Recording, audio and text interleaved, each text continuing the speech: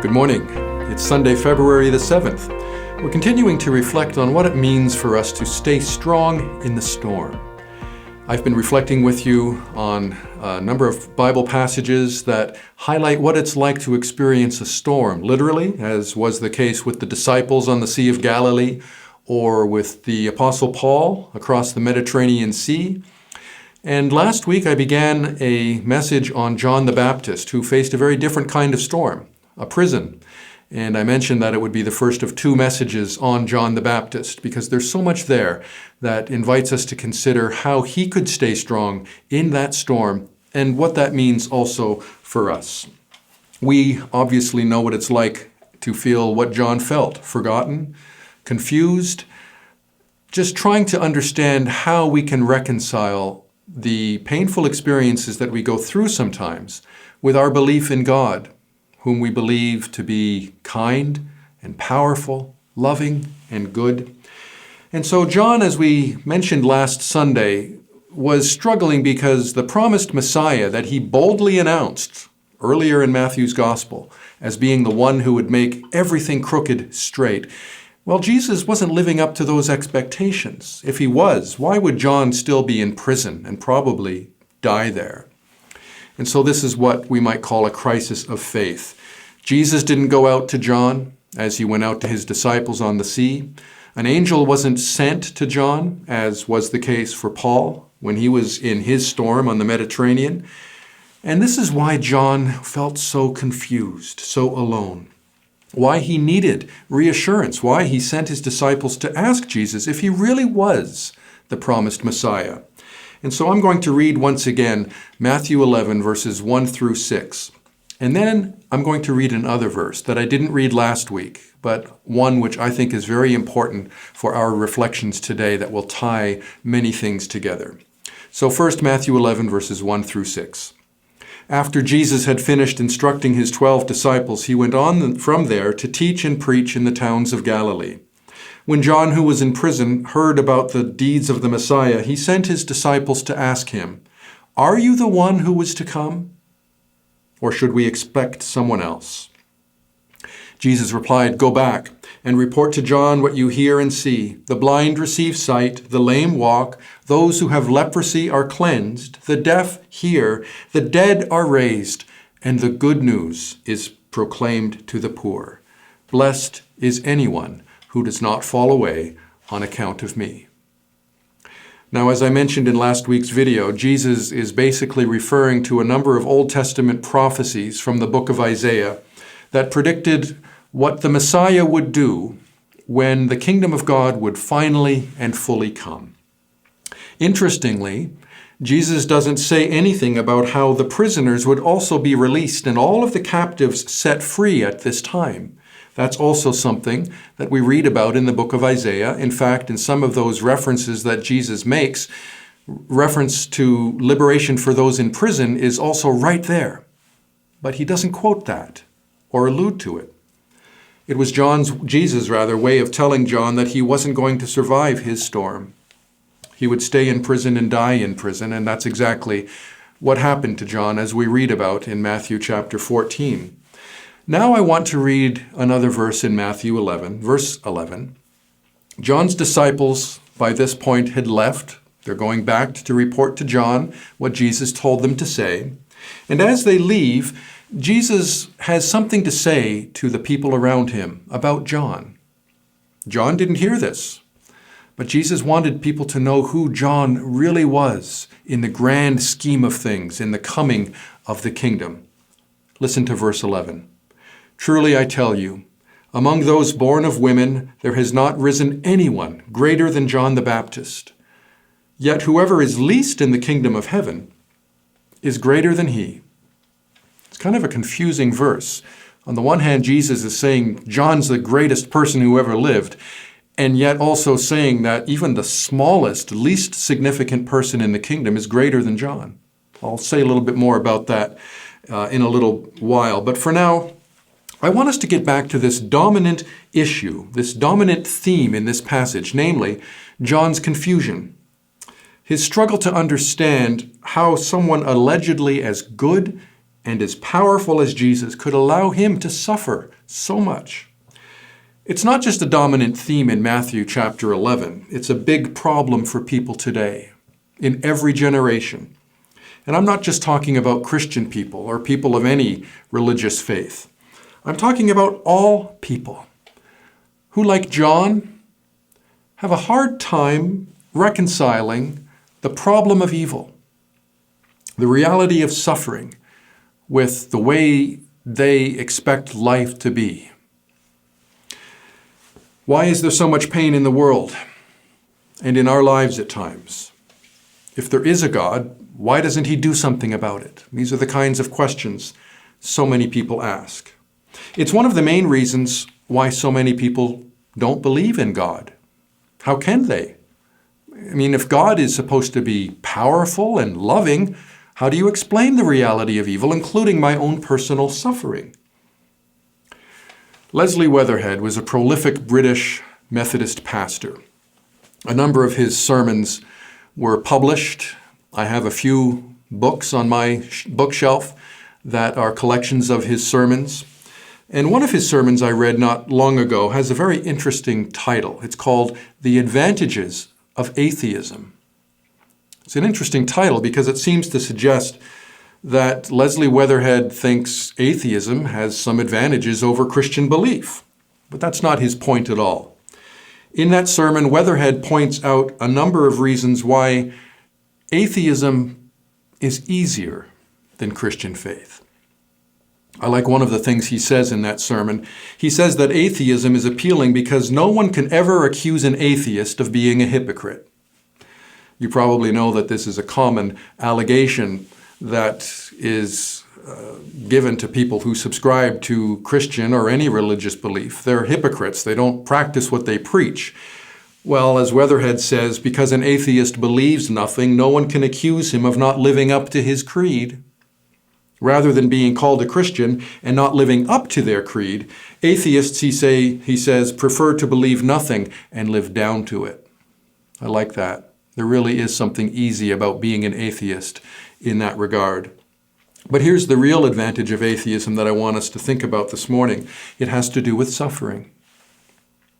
The mystery of pain and suffering, Weatherhead writes and says in that sermon, is less poignant if God is left out. Because you don't have the difficult task of harmoning the love and goodness of this alleged God with the dreadful suffering that we see around us.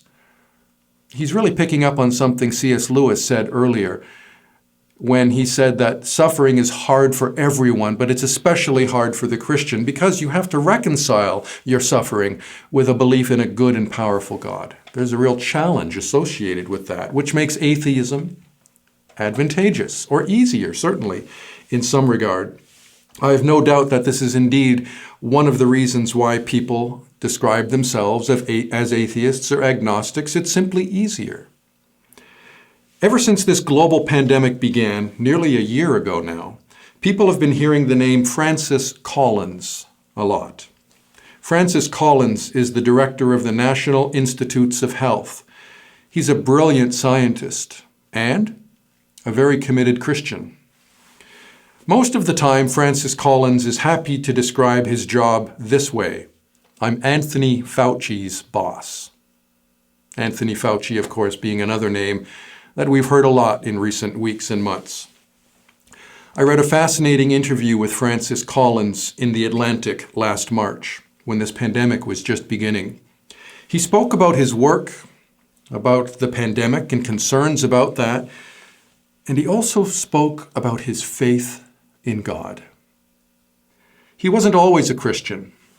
In fact, when he was in college and in grad school, he was a self-professed atheist. Here's what he said about that. I would have challenged anybody back then who wanted to bring to the conversation some discussion about God.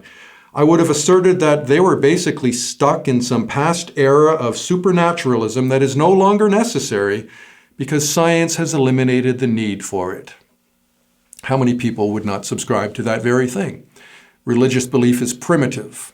In a modern scientific age, we no longer have the need for some belief in a supreme being or some design in the universe. But then came the part of Collins' life when in his training to be a doctor, he needed to be an intern in a hospital, have practical experience.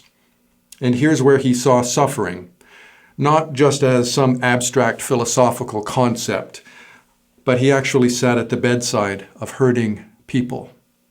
One of them, he shared in the interview, was an elderly woman who was dying of congestive heart failure. Collins was intrigued by her.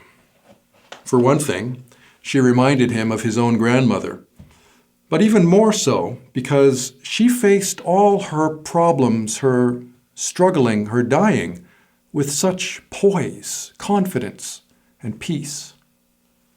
He wondered about that. And as he was ministering or visiting with this patient of his, he was especially struck by the question that she asked him one day. She'd been talking to him about the Lord. She was a Christian. She talked about how she wasn't afraid to die. And then she looked at Francis Collins straight in the eye and asked him this very simple question. "What do you believe, doctor?" It hit him like a thunderclap. That's how Collins described it. That question made him realize that all his life he had simply dismissed the claims of Christianity without ever really examining them. Again, atheism has an advantage in being easy. It doesn't always ask that you do the hard work of evaluating belief and the kind of teachings that millions of people subscribe to for generations and centuries. As Francis Collins looked back on that incident, he said, "I claimed to be a scientist, and I didn't even consider the evidence. That's not what scientists are supposed to do." And so began the process whereby he really started to look at the Bible for the first time. He talked with other Christians who accepted him with all of his doubts and blasphemous assertions. And in the end, he believed that what the Bible says about creation, about God, about Jesus, the resurrection, was true. He says, "The answers to my questions were not the ones I was looking for, but at 27, I became a Christian." Now that brings us back to John and back to ourselves, because the answers we get are also not always the ones we're looking for or wanting. So what do we do with that? I want to ask you, what do you believe?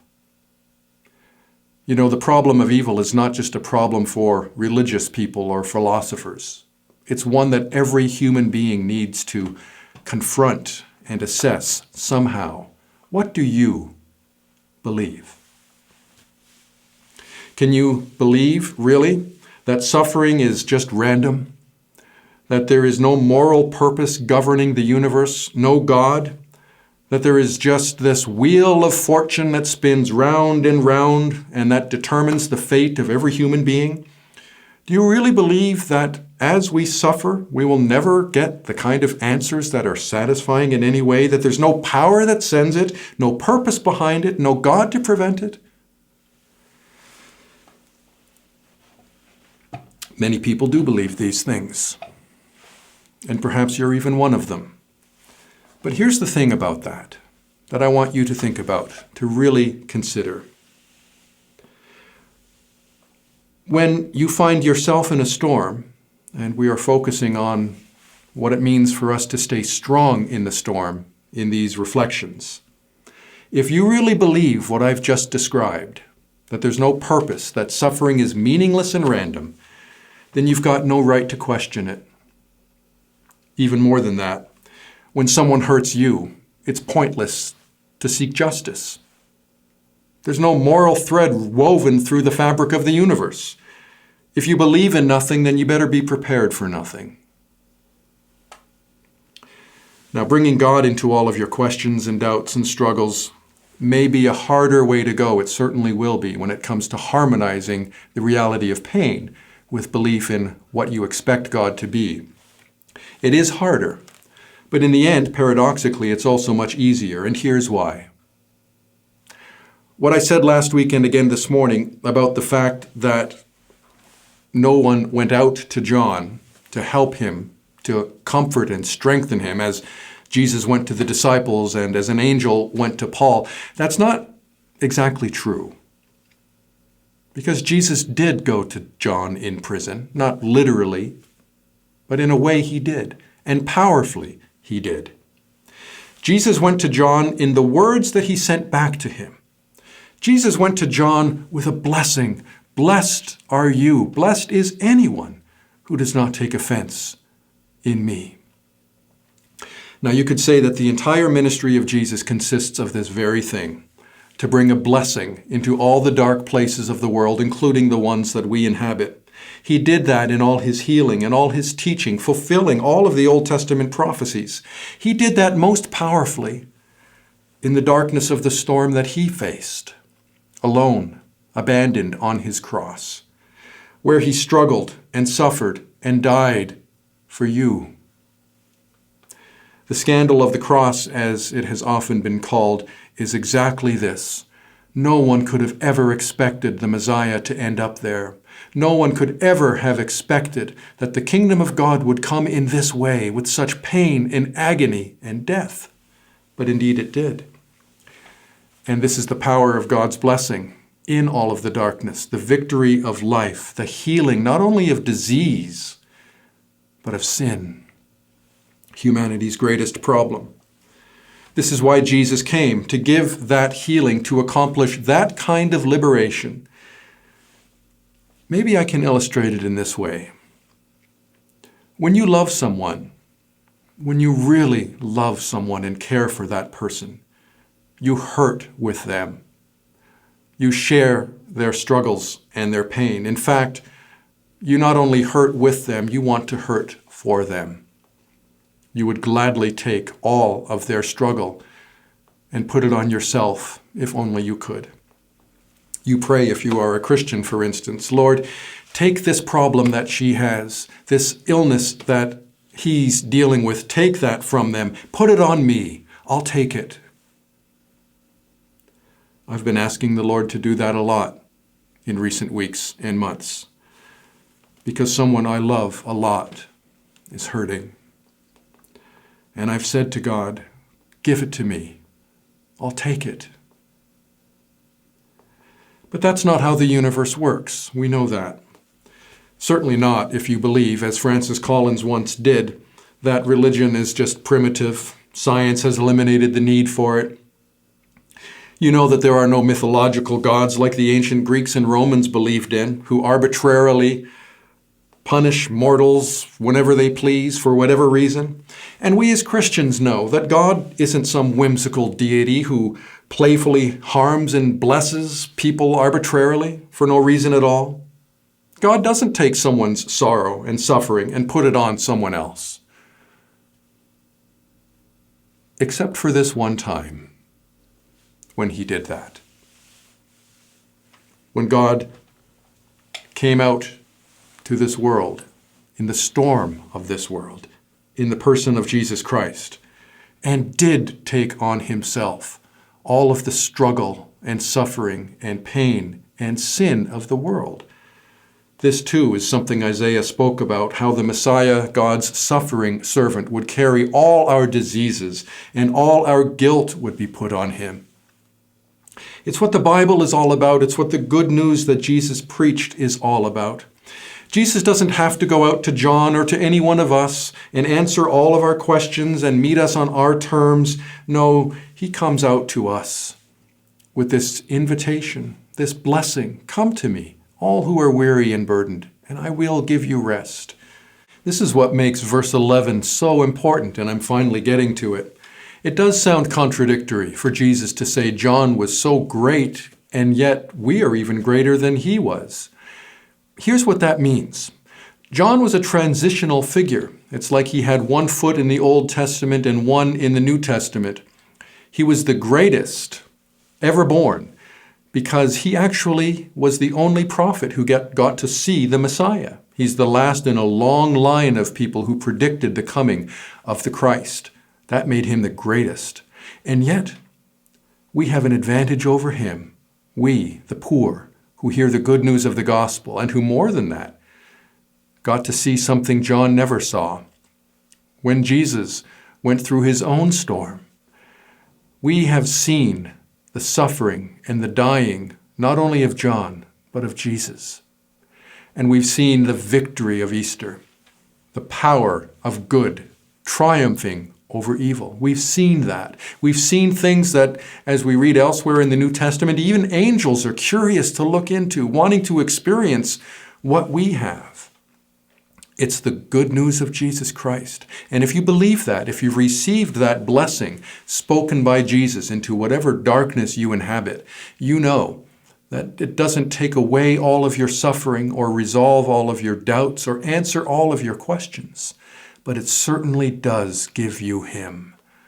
Strength in the storm that only He can give. So what do you believe? Don't believe in something so small when the prospect of believing something so great is offered to you. Don't let failing to live up to something and be the thing that makes falling down or living down to something seem so advantageous. No, it is difficult for Christians to rationalize belief in a good and loving God when we see and experience so much suffering. But we do that knowing that He, the suffering servant, the Lord of life, Jesus Christ, is the one who speaks blessing into all of that. He is really, by the power of His word and the blessing of that, with us in the storm. I'm going to spend one more week reflecting on staying strong in the storm, thinking about Job, who actually met God in an incredible storm. The God that meets Job also meets us. And I hope you experience the peace and strength of knowing God, trusting God, and knowing that Jesus still invites you to come to Him and experience the rest and the peace that He alone can give. Thanks so much for watching. I hope you share this video with others for whom it may be helpful. If you do that, it's a way of sending a message to others, just as John's disciples reported back to him, words of blessing, words of hope, words that give us strength. Be well and be blessed.